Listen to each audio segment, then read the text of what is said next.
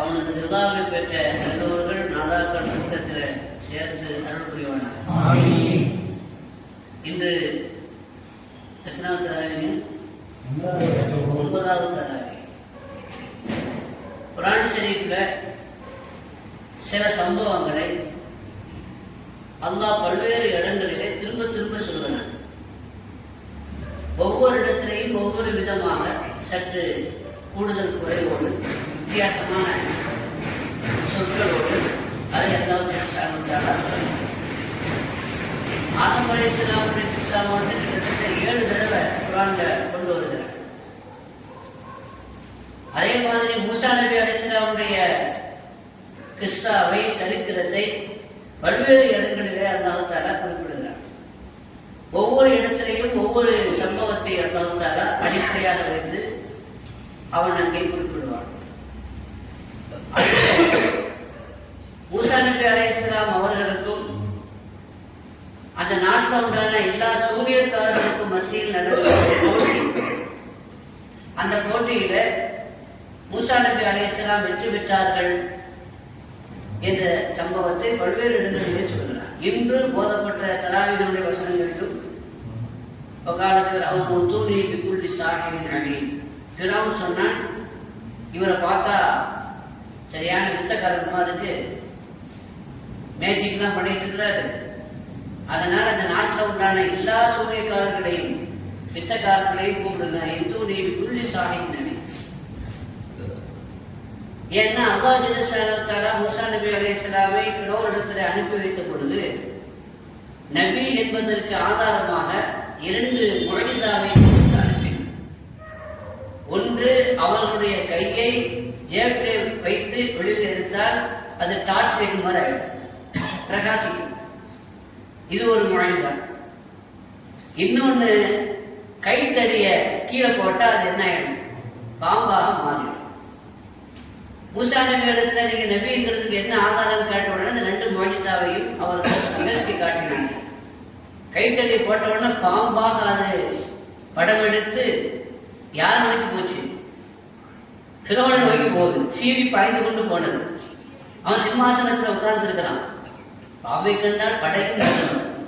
பாம்பை பார்த்து யாருக்கும் பயப்படாம இருப்பாங்க. வீராப்பு பேசினவன், நான் தான் அல்லாஹ் இதெல்லாம் சொல்லி கொண்டிருந்தவன், பாம்பை பார்த்தவன் பயந்து நடுங்கி அலறி மூசா மூசா காப்பாத்தினேன்னு சொன்னான். மனிதனுடைய பலவீனத்தை அல்லாஹ் பல்வேறு இடங்களிலே படம் பிடித்து காட்டுவான். ஆனாலும் கூட அவனுடைய அகம்பாவம், ஆணவம், அந்த அதிகார திமிர், அதுவெல்லாம் இந்த உண்மைகளை ஒத்துக்கொள்ள மறுத்து விடுகிறது. அவன் நான் தான் அவனுக்கு பெரிய ரப்பு என்று சொன்ன பொழுது ஒரு நாள் அவன் வீட்டிலே கதவை பூட்டிக் கொண்டு உள்ளே இருக்கும் பொழுது இப்லீஸ் வந்து கதவை தட்டினான்.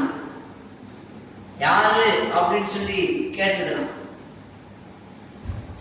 யாரப்பா அப்படின்னு திரும்பவும் கேட்டிருக்கான். நீ சொல்லப்பான்னு இருக்கான். அவன், எனக்கு எப்படி தெரியும்? கதவுக்கு பின்னாடி நீ இருக்கிறாய், நீ யார் என்று எனக்கு எப்படி தெரியும் என்று அவன் சொன்ன பொழுது, எப்ப நான் தான் ரப்பு, நான் தான் இறைவன் சொல்றீங்க, அவனுக்கு கதவுக்கு பின்னாடி உள்ள ஆள் நிற்கிற ஆள் யாருன்னு தெரியாதான்னு கேட்டான். உடனே கதவு திறந்து நீ சொன்னதுக்கு ஆட்சி காத்து இருக்குது அப்படின்னா அந்த வாதத்தை விட்டு விடுவான்னு கேட்டான். அந்தவன் இப்லீஸ் விடுவான அவனை அப்படிலாம் தாடில ஒரு டெஸ்ட்டுக்காக நான் என்ன செய்யறேன் வந்தேன்னு சொன்னான். அப்ப அல்லாஹ்வுடைய ஹிதாயத்து இல்லைன்னு சொன்னா யாருக்கும் நேர்வழி பெறுவது கஷ்டம்தான். அசல்ல ஹிதாயத் என்பது சரியான புரிதல். அந்த சரியான புரிதல் சில பேருக்கு இருக்கும், ஆனா கூட இருக்கணும் விடமாட்டோம். சில பேருக்கு சரியான புரிதல் என்ன செய்யாது, இருக்க. இப்போ இவரை வித்த காட்டுறாரு, எனவே இவரை மாய்க்க வேண்டும், இவரை தோற்கடிக்க வேண்டும், அதனால இருக்கிற எல்லா சூரியகாரர்களையும் கூப்பிடுங்கன்னு சொன்ன உடனே ஒரு குறிப்பிட்ட ஆள் முடிவு செய்யப்பட்டது. அவங்க எல்லா நாட்டில் இருக்கக்கூடிய எல்லா சாகியங்களும் சூனியக்காரர்களும் வந்துவிட்டார். பெரும் திரளான கூட்டம். மூசா நபி அலைஹிஸ்ஸலாம் அவர்கள் தனியாக நிற்கிறார். இங்க ஒரு ஆள் அல்ல, பல பேர் இருக்கிறார். அதுவும் ஃபிரௌனுடைய அந்த அதிகார பலத்தோடு நிற்கிறார். இப்பொழுது குர்ஆன் ஷரீஃபே இந்த சம்பவத்தை பல்வேறு இடத்துல குறிப்பிடுகிறது. இந்த சம்பவத்துல மூசா அலைஹிஸ்ஸலாம் அவர்கள் கைத்தடியை போட்டு பாப்பாக்குனாங்கல்ல, அதை முறியடிக்கணும். அதற்காக தான் மற்ற எல்லா சாகிர்களும் என்ன செய்யப்பட்டிருக்கிறாங்க, அழைக்கப்பட்டிருக்கிறாங்க. அசல்ல செகருன்னா சூனியம், சாகிர்னா சூனியக்காரன். சூனியம்னு என்ன சொல்றது சொல்லுங்களா? சூனியம் என்னன்னு தெரியாதா? பூஜ்யம். சூனியம்னா பூஜ்யம். அப்படியான அர்த்தம் இருக்குல்ல சூனியம். செய்வினை அப்படின்னு சொல்றாங்கல்ல, செய்வினை அப்படின்னு சொன்னா ஒரு ஆளுக்கு எதிராக அல்லது ஒரு ஸ்தாபனத்திற்கு எதிராக பாதிப்பை உண்டாக்குறதுக்காக வேண்டி செய்யக்கூடிய ஒரு தீய செயலுக்கு பேர் தான் என்னது சூனியம் அப்படின்னு நம்ம என்ன செய்யணும். செகருங்கிற அந்த சொல்லுக்கு அப்படியும் அர்த்தம் இருக்குது. ஆனா அது மட்டும் அதுக்கு அர்த்தம் அல்ல, நிறைய அர்த்தம் இருக்கு. செகரு அப்படின்னு சொன்னா ரசூலுல்லாஹி ஸல்லல்லாஹு அலைஹி வஸல்லம் சொல்லிருக்காங்க, இன்னஃபில் பயானில செகரான்னு சொல்லியிருக்காங்க. பயான்ல செகர் இருக்கிறதுன்னு சொல்லியிருக்காங்க. இந்த இடத்துல செகர்னா சூனியம்ங்கிற அர்த்தம் இல்லை. சூனியம் எப்படி வசீகரிக்கக்கூடிய தன்மை உள்ளதாக இருக்கிறதோ அது மாதிரி சில பேச்சுக்கள், சில சொற்பொழிவுகள் மக்களை தன் பக்கம் என்ன செய்து விடும், ஈர்த்து விடும். அப்படிப்பட்ட ஒரு சக்தி பேச்சாற்றலுக்கு இருக்கிறது என்பதைத்தான் அங்கே குறிப்பிடுகிறார். இன்னொரு சிகர் இருக்குது. அது என்னன்னா வித்த காட்டுறது, கண்கட்டி வித்த அப்படின்னு சொல்லுவாங்கல்ல, அந்த மாதிரி வித்த காட்டுறது. கீழே அசாவதிக்கு போட்டா உண்மையிலே பாம்பா மாறுது அப்படின்னு ஒன்று இருக்குது.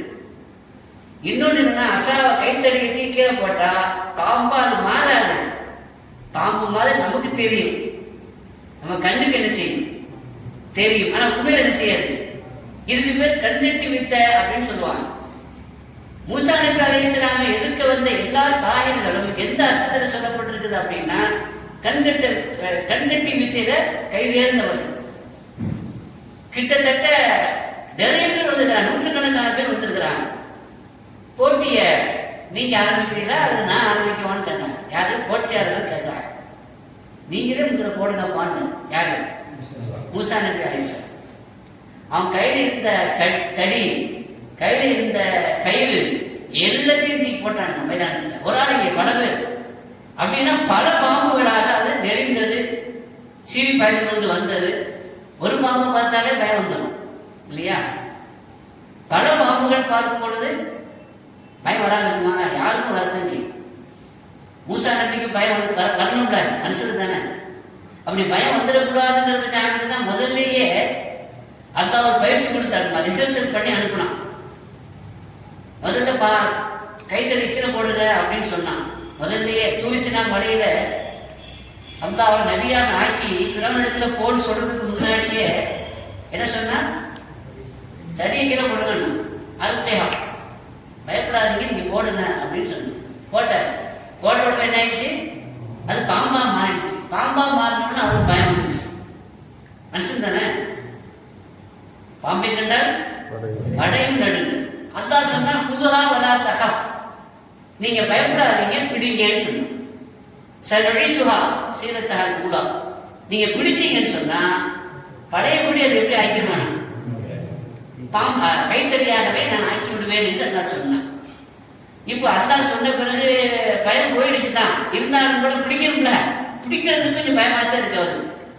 அப்ப என்ன பண்ணாரா, கையில ஒரு துண்டை போட்டுட்டு அப்படியே பிடிச்சாரு.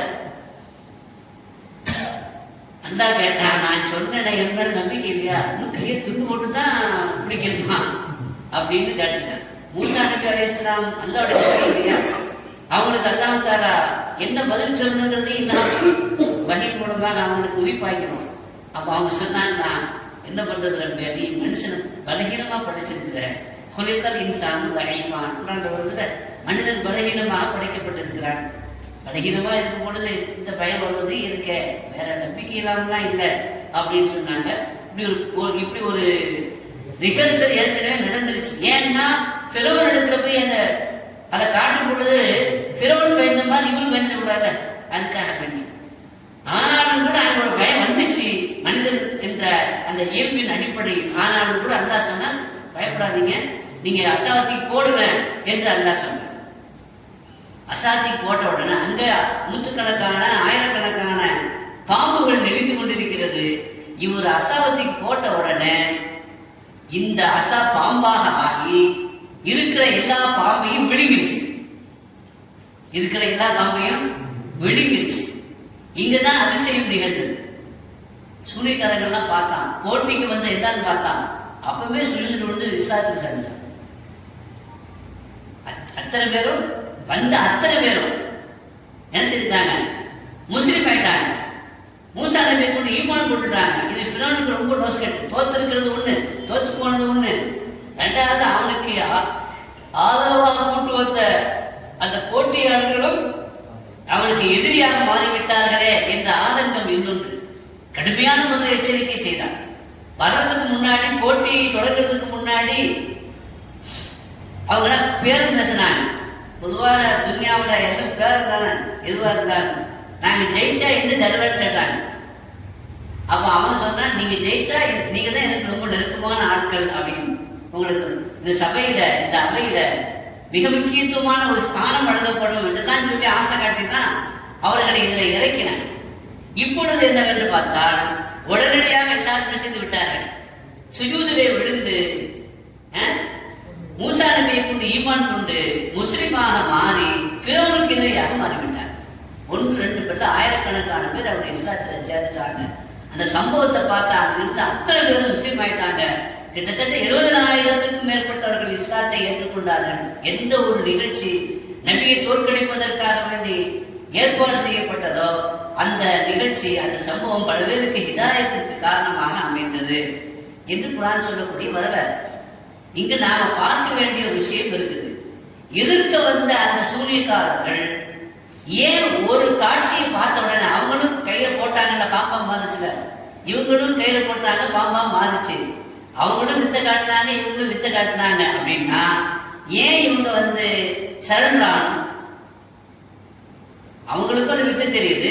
அப்ப நம்ம காட்டின மாதிரி இவங்க வித்த அப்படின்னு தான் அவங்க அதை எடுத்திருக்கணும். வேணுமானா இது நம்மளை விட பெரிய கொஞ்சம் கைதேர்ந்தவரா இருக்கிறார் என்றுதானே அவங்களுக்கு புரிஞ்சிருக்கணும். ஆனா அவங்க அப்படி புரியலையே. அவங்க என்ன புரிஞ்சாங்க? இது வித்தை அல்ல. அங்க புரிஞ்சதுன்னா நாம செய்தது வித்த, ஆனா அவரு செய்தது வித்தை அல்ல, அது முஅஜிஸா என்று புரிந்து கொண்டார். சரியான புரிதல் தான் ஹிதாயத் இல்லையா? அந்த புரிதல் அவங்களுக்கு எப்படி ஏற்பட்டுச்சு? பொதுவாகவே எந்த ஒரு துறையாக இருந்தாலும், எந்த ஒரு விஷயமாக இருந்தாலும் அது சம்பந்தப்பட்ட ஞானம் உள்ளவர்கள், கல்வி சிந்தனை உள்ளவர்களுக்கு அதுல உண்டான நுணுக்கங்கள் தெரியும். இதுல வித்தையினால எதை செய்ய முடியும், எதை செய்ய முடியாதுன்னு அவங்களுக்கு தெரியும். வித்தையினுடைய எல்லை இதுவரைக்கும் அப்படிங்கிறது அவங்களுக்கு என்ன செய்யும் தெரியும். அப்ப அதை விளங்கியிருந்த காரணத்தினால, சிகருக்கும் முஅஜிஸாவுக்கும் மத்தியில் வித்தியாசத்தை விளங்கிய காரணத்தினால, எது வித்தை இல்லை என்று சரியான புரிதல் இருந்த காரணத்தினால நாம காட்டினது வித்த, கண்கட்டி வித்த, அவர் காட்டினது முஅஜிஸா அப்படின்னா நாம காட்டினது உண்மையிலே பாம்பாக என்ன செய்யல, அது மாறல, எல்லாருடைய கண்ணையும் மறைத்தது. வித்த காட்டக்கூடிய என்ன செய்வோம் அப்படின்னா கண் கட்டி, அதுக்கு பேர கண் கட்டி வித்தேன்னு சொல்றாங்க. இருக்கக்கூடிய பார்வையாளருடைய கண்ணை மறைச்சிடும். கண்ணை மறைச்சிடும். மறைச்சுன்னா என்ன செய்யறது? கைத்தடிய பாம்பா ஆக்குறது, கைத்த பாம்பா ஆக்குறதுனா ஆக்குறது இல்லை, ஆக்குறது அல்ல. அது நம்ம கண்ணுக்கு எப்படி தெரியும்? நம்ம கண்ணை மறைச்சிடும். நீங்க போட்டி நடத்தக்கூடிய, வித்தை நடத்தக்கூடியவனை பார்த்தீங்கன்னா அந்த வித்தையை தொடங்குறதுக்கு முன்னாடி எல்லாரையும் கையெடுத்து கும்பிடுவோம். எல்லாரையும் ஏன் அவர் கையெடுத்து கும்பிடுறான் அப்படின்னா, விவரமானவங்க யாராவது இருந்தா போயிடுங்க, அல்லது என் புலப்படம் மண்ணெண்ணி வச்சிடாதீங்கன்னு அர்த்தம். அது அர்த்தம். எருக்கம் புல் அப்படின்னு ஒண்ணு இருக்குங்க. அந்த எருக்கம் புல்ல தலையில வச்சுக்கிட்டா அவன் கண்ணை மறைக்க முடியாது. நம்ம கண்ணை வந்து மறைச்சிருவான். ஆனா எருக்கம்புல் தலையில இருந்தா அவனுடைய கண்ணை என்ன செய்ய முடியாது. அது மாதிரி யாராவது எருக்கம்புல் தலையில வச்சுக்கிட்டு ஏதாவது பாட்டியோ பொம்பளையோ ஆம்பளையோ நின்றா இஷாரா பண்ணிடுவான், தயவு செய்து நீ போயிடு, அல்லது பெசா பொத்திக்கு டிவி அப்படின்னு. ஏன்னா அவனுக்கு தெரிஞ்ச உண்மை. நமக்கு தான் நம்ம கண்ணை தான் அவன் கட்ட முடியும், மற்றவங்களுடைய கண்ணை, இந்த ஆளுடைய கண்ணை என்ன செய்ய முடியாது. பொதுவாகவே சைத்தான் சில பேருக்கு ஹாவராயிரம் இல்லையா, காளியாத்தா மேலே வந்துட்டான்னு சொல்றாங்கல்ல, காளி மேலே ஏறிட்டான்னு சொல்றாங்க. அந்த மாதிரி சில சைத்தான்கள் வருவாங்க. ஆனா சைத்தான்கள் ஒரு ஆளுடைய உடம்புல என்ன செய்யலாம், உள்ள புகுந்து சேட்டை பண்ணலாம். ஆனா வழிமாறுகள், அல்லாஹ்வுடைய நேசர்கள் யாருடைய உடம்புல என்ன செய்ய மாட்டாங்க. அவங்க அந்த அளவுக்கு சீப்பானவங்க இல்லை. இதை நம்ம வந்து விளங்கி கொள்ளணும். எங்க ஊர்ல ஒரு ஆள் இருந்தார், முஸ்லீம். ஆனா அவர் பேர் தாசிம். ஆனா சின்ன வயசுலேயே அவருக்கு வந்து அந்த காளி மேலே ஏறக்கூடிய ஒரு ஒரு நிலை ஏற்பட்டு விட்டது. அவர் நினைச்சா கூட அவர் அது தூராக்க முடியல, விட மாட்டேங்க. அதுக்காக என்ன சொல்ல நமக்கு தெரியாது. முஸ்லீமாக இருந்தாலும் கூட அந்த சப்பர அந்த இந்துக்கள் எல்லாம் அவரை கூட்டிட்டு போயிடுவாங்க. ஏன்னா அவர் மேலதான் காளி ஏறுவோம், மற்ற எந்த ஆள் மேலேயும் காளி ஏறுறது இல்லை என்பதனால அவரும் தப்புன்னு விலகுறாரு. ஆனா அதை விட்டு அவரை என்ன செய்ய முடியும், விலக முடியாது. அதே மாதிரி அது என்னது, கோசிக்குறிச்சியில் ஒரு ஆள் இருக்காரு. அவருக்கு நல்ல முஸ்லீம் தான், இன்னும் சொல்ல போனா முஸ்லீம் மஸ்ஜிதுடைய தலைவர். அவருக்கும் அந்த மாதிரியான ஒரு முசீபத்து இருக்கு. அவரை கண்ட்ரோல் பண்ண முடியாது. அந்த நேரத்தில் அதனால என்ன செய்யுது, அது ஏறி. ஆனா இப்போ வந்து அந்த மாதிரி எங்க ஊர்ல ஒரு ஆள் இருந்தான்னு சொன்னா, அவரு இன்னொரு எங்க ஊர்ல இன்னொரு பொம்பளை ஒன்று இருந்தாங்க. நல்லடியார்கள் ஆண்கள்லேயும் இருப்பாங்க, பெண்கள்லேயும் இருப்பாங்க. விளையாட்டு உள்ளவங்க ஆண்கள்லேயும் இருப்பாங்க, பெண்கள்லேயும் இருப்பாங்க. அப்போ இந்த காளி ஏறுன்னு சொல்றாங்க, அது பார்க்கலாம் அப்படின்னு சொல்லி அந்த அம்மா அந்த வீட்டு வாசல் முன்னாடி நிற்கிறாங்க. காளியை ஏற்கிற உடனே அவன் ஆட்டம் போட்டு அவன் என்ன செய்வான், அங்கிருந்து வருவான். ஆனா இந்த அம்மா கொஞ்சம் நல்ல சிதேவியான ஒரு பெண்ணு, இபாதத்துள்ள கொஞ்சம் விசேஷமான ஆள்னு வச்சுக்கிறேன். அவங்க திக்கரோடு வாழக்கூடியவர்கள், திக்கிலேயே இருக்கக்கூடியவர்கள். காளி வரல. அப்ப அவன் சொல்லி விட்டான், முன்னாடி ஒரு பொம்பளை நிற்கிறா கிழக்கு, முதல்ல அவள் அங்கேருந்து அப்புறப்படுத்துங்க, அப்போதான் நான் வருவேன். அந்த காளி சேர்த்தான். அவன் செய்தா வந்து எல்லாத்தையும் வேலை செய்ய முடியாதுங்கிறது ஆளா இல்லையா. அதே மாதிரி வித்தையும் கூட எல்லாருடைய கண்ணையும் வேலை செய்ய முடியாது, கட்ட முடியாது அப்படிங்கிறது யாருக்கு தெரியும், அந்த சூரியக்காரர்களுக்கு தெரிந்தது. பொதுவாக வித்தையின் மூலமாக ஒரு பொருளை இன்னொரு பொருளாக என்ன செய்ய முடியாது, மாற்ற முடியாது. ஆனால் வித்தையின் மூலமாக என்ன செய்ய முடியும், ஒரு பொருளை இன்னொரு பொருளாக காட்ட முடியும். இதை குர்ஆன்ல அல்லாஹ் சொன்னா, யுஹய்யலு இலையும் பிஸஹிரிஹிம் அன்னஹா தஸா. அல்லாஹ் அப்படி ஒரு ஹியாலை, அதாவது தங்களுடைய சிகர் மூலமாக அவர்களுக்கு ஒரு ஹியால் ஏற்படுத்தப்பட்டது. ஹியால் அப்படி ஒரு எண்ணம், பிரமை தான் உண்டாக்கப்பட்டதே தவிர உண்மையிலேயே அவர்களால் அவர்களுடைய கைத்தடிய, அவர்களுடைய கயிறுகளை பாம்பாக ஆக்கல. ஆனா மூசா நபி அலைஹிஸ்ஸலாம் உண்மையிலேயே அவருடைய அந்த அசாவை கீழே போட்ட உடனே அது உண்மையிலே என்ன ஆயிடுச்சு, பாம்பாக. இதை பார்த்தாங்க, இந்த வித்தியாசத்தை புரிந்து கொண்டாங்க. வித்தியாசத்தை புரிந்து கொண்டு அந்த பகுத்தறிவுன்னு சொல்றோம்ல. ஒரு வித்தைக்காரன் இருந்தா அந்த வித்தைக்காரன் வந்து பல வித்தைகளை செய்து காட்டுவோம். பொதுவாக அரசர்களுக்கு முன்னாடி அந்த காலத்துல பொழுது போகாது, சண்டைக்காக சமைச்சு சும்மா தான் போனாங்க. அதனால அரசரை மகிழ்விக்கிறதுக்காக வேண்டி என்ன செய்வாங்க, நான் மாதிரி வித்தை காட்டுறேன், அரசரை சந்தோஷப்படுத்துறேன் அப்படின்னு பெர்மிஷன் வாங்கி கொடுப்பாங்க. அவனும் சில தேர் காட்டுவான், அரசர் மகிழ்ந்து கொஞ்ச நேரம் என்ஜாய் பண்ணிட்டு அவனுக்கு உரிய பரிசு என்ன செய்வார், கொடுப்பாரு. அதுக்காக தான் என்ன செய்யும். இப்போ அரசர் வந்துட்டாரு, எல்லா ஊர் மக்கள்லாம் என்ன செய்தாங்க, வந்துட்டாங்க. ஊர் மக்கள்லாம் வந்திருக்கும் பொழுது அவன் வந்து என்ன செய்யறான், பல்வேறு வகையான வித்தைகளை, அதாவது சின்ன கம்பீரத்தில் வளையும், அதுக்குள்ள உடம்பு என்ன செய்யுது, நுழைக்கிறது. ஆடு மாதிரி, அதே மாதிரி மாடு மாதிரி தன் உடம்பை என்ன செய்யறது, வளைக்கிறது. அதே மாதிரி அந்த கம்பி இருக்குல்ல, அந்த கம்பியில, கொடி கம்பியில நடந்து காட்டுறது. இப்படி பல்வேறு வகையான வித்தைகளை அவன் என்ன செய்யலாம் காட்டினான். எல்லாரும் பார்த்து ரொம்ப அதிசயித்து போனாங்க. ரொம்ப மகிழ்ச்சியோடு அதை கண்டு கொண்டிருந்தான். அந்த நேரத்துல மாட்டுக்காரன் வந்து அந்த கூட்டத்தில் இருக்கிறான். கூட்டத்தில் இருக்கும் பொழுது அவன் என்ன பண்ணா, இவன் எப்படி போட்டி வித்து நடத்தினான்னு பார்த்துக்கிட்டே இருக்கிறான். மாட்டுக்காரனுக்கு மாட்டை பற்றி தெரியும்ல. இவன் மாடு மாறி தன்னை ஆய்ச்சி கொண்டு பொழுது மாடு மாறியே தன்னுடைய உடம்பை வளைச்சி அவன் அந்த போட்டிய, அதாவது அந்த இடத்துல வித்த காட்டும் பொழுது இவன் என்ன பண்ணா, ஒரு சின்ன பொடி கதை தீக்க அவன் மேலே போட்ட உடனே சபாஸ் அப்படின்னா இவன் என்ன செய்யறான். ஏன்னா மாடு அந்த நேரத்துல என்ன செய்யுமோ அதை செய்து காமிச்சான். உடனே சபாஸ் நான் யாரு, இந்த மாட்டுக்காரன். இவன் போட்டிலாம் முடிஞ்ச பிறகு அரசர் அவனுக்கு முத்துமாலை பரிசளித்தார். அரசர் முத்துமாலை பரிசளித்தார். இவன் என்ன பண்ணா, மாட்டுக்காரன் இவனுடைய திறமையை பாராட்டி அவனுக்கு தான் மேல கிடந்த ஒரு துண்டு எடுத்து பரிசா போட்டான். அந்த மேல கிடந்த துண்டை, மாட்டுக்காரனுடைய துண்டு என்ன அழுக்காக தானே இருக்கும் இல்லையா, அது விலை உயர்ந்த துண்டாக இருக்க வாய்ப்பு இல்லை தானே. அவனு கூட பொன்னாடை பொன்னாடைன்னு சொல்லிட்டு போய் சொல்லிட்டு எடுத்துருக்கோம். எதையோ ஒரு துண்டை தானே கைத்தறி ஆடையெல்லாம் போர்த்துறோம். அப்ப அது பொன்னாடையும் இல்லை கைத்தறி ஆடையும் இல்லை, அவன் மேல கிடந்த அவனுடைய வசதி அதுதான். ஆனா அரசர் கொடுத்த அந்த மாலையை அவன் வாங்கி கொண்டான் சந்தோஷத்தோடு. ஆனா இந்த மாட்டுக்காரன் ஒரு போர்வை போத்துறான் பாருங்க, அதை எடுத்து கண்ணில் ஊற்றி அவன் காலில் விழுந்து ஆசீர்வாதம் வாங்கினான். அரசர் பார்த்தாரு, நான் மாலை கொடுக்கும் பொழுது அதற்குரிய மரியாதையே செய்யாம ஒரு அடுக்கு போர்வையை அவன் போட்டிருக்கிறான், அவன் அதை இவன் செய்யறான், மரியாதை செய்கிறான், அதை முக்கியமாக கருதுகிறான்னு சொல்லி அவனை கூப்பிட்டு கேட்டான். இப்படி ஏன் செய்தது, எனக்கு செய்து அவமரியாதை அல்லவா என்று கேட்டப்ப, இல்லை அரசர் அவர்களே, நீங்களும் பரிசு கொடுத்தீங்க, அவனும் பரிசு கொடுத்தான். நீங்க வந்து பொதுவாக சராசரியாக நான் செய்த வித்தைகளுக்கு பரிசு கொடுத்தீங்க.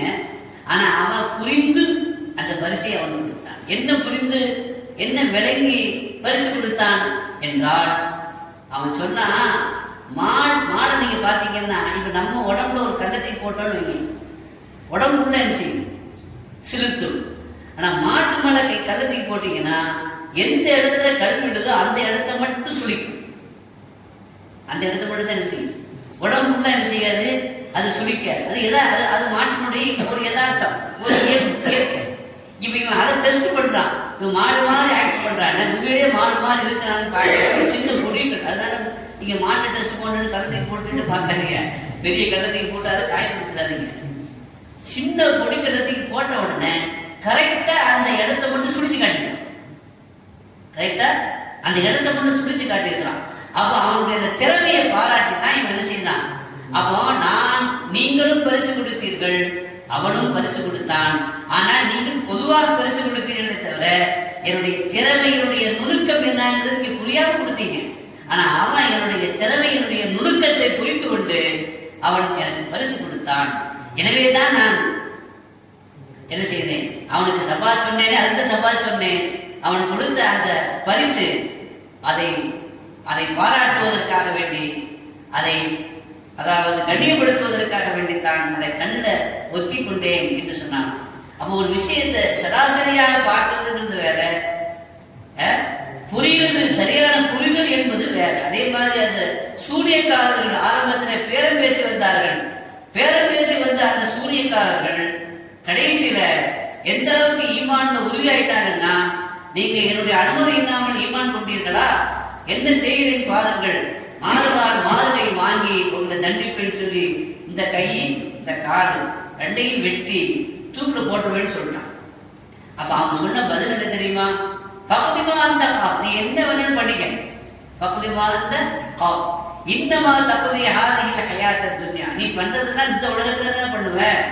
எவ்வளவு ஈமான் ஆயிடுச்சு பாருங்க. ஈமான் கொண்ட அடுத்த செகண்ட் சில பேருக்கு அல்லாஹ் தஆலா ஹிதாயத்தை கொடுத்து விலாயத்தை கொடுத்துருவோம்.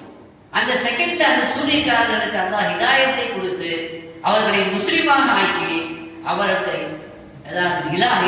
விலாயம் பெற்ற நல்லவர்கள் நாதாக்களாக அல்லாஹ் தஆலா அவர்களை ஆக்கி விட்டான். இப்ப இந்த சூரியக்காரர்களுக்கு ஹிதாயத்து கிடைத்ததுக்கு என்ன காரணம், அவருடைய 3 காரணத்தை சொல்றாங்க. இந்த நிகழ்ச்சி நடத்தப்பட்டதே எதுக்குன்னா, மூசா நபி எதுக்கு இந்த நிகழ்ச்சியை நடத்தி அந்த போட்டிக்கு சம்மதிச்சாங்கன்னா, இதை பார்த்தாவது ஃபிரௌனுக்கு என்ன கிடைக்கட்டும், ஹிதாயத்து கிடைக்கட்டுமே என்பதற்காக தான் நடத்தினாங்க. ஆனா எதற்காக நடத்தப்பட்டதோ அந்த ஃபிரௌனுக்கு என்ன கிடைக்கல, ஹிதாயத்து கிடைக்கல. அதற்கு மாற்றமாக ஃபிரௌனுக்கு ஆதரவாக கொண்டு வரப்பட்டவர்கள் ஃபிரௌனுக்கே எதிராக வந்து ஹிதாயத் பெறுவதற்கு என்ன காரணம்னா, அதுக்கு ஒரு 3 காரணம். முதலாவது முக்கியமான காரணம் சரியான புரிதல். ரெண்டாவது அவர்களிடத்துல இருந்த அதப், ஒரு மரியாதை. என்ன மரியாதை? வந்த உடனே அவங்களுக்கு தடாபடான்னு போட்டி ஆரம்பிக்கிறேன். என்ன சொன்னாங்க, நீங்க போடுறீங்களா அல்லது நாங்க போடுறோம்? மரியாதையை கேட்டாங்க பாருங்க. இம்மா துருத்திய இம்மா கூட கொடுத்தே அப்படின்னு அவங்க கேட்டாங்க. நீங்க ஆரம்பிக்கிறீங்களா நாங்க ஆரம்பிக்கிறோம். மூசா நபி சொன்னாங்க, நீங்களே எப்படி செய்யுங்க. அப்ப அந்த அதப் இருக்குத, இந்த மரியாதை, அது வந்து மனிதனை உயர்த்தி விடும். அப்பாஸ் ரலியல்லாஹு அவங்கள்ட்ட கேட்டாங்க, நீங்க பெரிய ஆளா ரசூலுல்லாஹ் பெரிய ஆளான்னு வயசுல உங்கள 2 பேர்ல யாரு பெரிய வயசு, யாரு வயசு மூப்புன்னு கேட்கிறாங்க. உண்மையிலேயே அப்பாஸ் ரலியல்லாஹு ரசூலுல்லாஹோட வயசுல மூப்பு தானே. அப்ப என்ன சொல்லணும், நீங்க பெரிய ஆளா அவங்க பெரிய ஆளா வயசுல அப்படின்னு அந்த மனசுல வச்சுட்டு, நீங்க பெருசா அவங்க பெருசான்னு கேட்கும் பொழுது எப்படி பதில் சொல்லணும், நான் தான் பெருசுன்னு சொல்லணும். ஆனா அப்படி சொன்ன அந்த வார்த்தை, அந்த சொல்லு வந்து மரியாதை இருக்கிற ரசூலுல்லாஹோட நான் பெருசுன்னு சொன்ன மாதிரி ஏற்பா இல்லையா? அதுக்காக அவங்க சொன்னாங்களா, அதாவது ஹூ அக்பர் வான அசன்னு வேணும்னு சொன்னாங்க. அவங்க தான் பெரியவங்க, நான் வயசுக்கு கொஞ்சம் மூப்புன்னு சொன்னாங்க. இது இந்த மரியாதையினுடைய வெளிப்பாடு, அவருடைய அந்தஸ்தை அது படம் பிடித்து காட்டுகிறது. இப்படி அதோடு இருக்கும் பொழுது அல்லாஹ் தஆலா அவங்களுக்கு என்ன செய்வான், ஹிதாயத் கண்டிப்பாக செய்வான். 3வது காரணம், அந்த சூரியக்காரர்கள் யாருடைய ட்ரெஸ் மாதிரி போட்டுட்டு வந்தாங்கன்னா, ஃபிரௌனுடைய ட்ரெஸ்ஸை போட்டுட்டு வரல. ஃபிரௌனுடைய ட்ரெஸ் மாதிரி போட்டுட்டு வராம மூசா நபியுடைய ட்ரெஸ்ஸை போட்டுட்டு வந்தாங்க. அந்த ட்ரெஸ் கோடு நபிமார்கள் வழிமார்களுடைய அந்த ட்ரெஸ்ஸை போடுவதற்கு கூட ஒரு ஹிதாயத்துக்கு காரணமாக அமைந்து விடுகிறது. அவங்க போட்டது வேற காரணம். என்ன காரணம்? அதாவது இந்த வித்தக்காரங்கிட்ட ஒரு ஹிக்மத் இருக்கு, ஒரு ட்ரிக்ஸ் இருக்கு. என்னன்னா, யாரை எதிர்க்கிறாங்களோ அவங்கள மாதிரியே இவங்க என்ன செய்வாங்க, தோற்றத்துல உண்டாக்கிட்டு வருவாங்க. அது ஒரு பேர் கன்ஃபியூஸ் உண்டாக்குறதுக்காக, அதுக்காக தான் அவங்க செய்தாங்க. பல்லாட்டு கேட்கப்பட்டுச்சு, ரப்பே மூசா மூலமாக ஃபிரௌனுக்கு ஹிதாயத்து கிடைக்குதுங்கிறதுக்காக வேண்டியதான இந்த நிகழ்ச்சி. ஆனா அவங்களுக்கு நீ ஹிதாயத்து கொடுத்துட்டேன்னு கேட்கும் பொழுது அல்லாஹ் சொன்ன பதில் தான் இது. என்ன இருந்தாலும் என்னுடைய நபி மூசாவுடைய தோற்றத்தில் வந்திருந்தார்கள், எனவே மூசாவுடைய ட்ரெஸ்ஸை வந்த காரணத்துக்காக நான் அவங்களுக்கு ஹிதாயத்து கொடுக்காம நான் என்ன செய்வேன்னு சொல்லி அல்லாஹ் சொன்னாங்க. எனவே ஹிதாயத்துக்கு என்ன காரணம்னா, முதல்ல சரியான புரிதல், 2வது அவர்களுடைய அதப் மரியாதை, 3வது அந்த நபியினுடைய அந்த ட்ரெஸ், அதே மாதிரி ஆடை அணிந்திருந்த காரணத்தினால் அவர்களுக்கு ஹிதாயத்து கிடைத்தது என்பதை நாம் பார்க்கிறோம். எனவே சரியான புரிதல் வேண்டும் என்பதைத்தான் இந்த வசனங்கள் நமக்கு எதுவாக இருந்தாலும் அங்க நமக்கு பகுத்தறிவை கொடுத்திருக்கிறான்.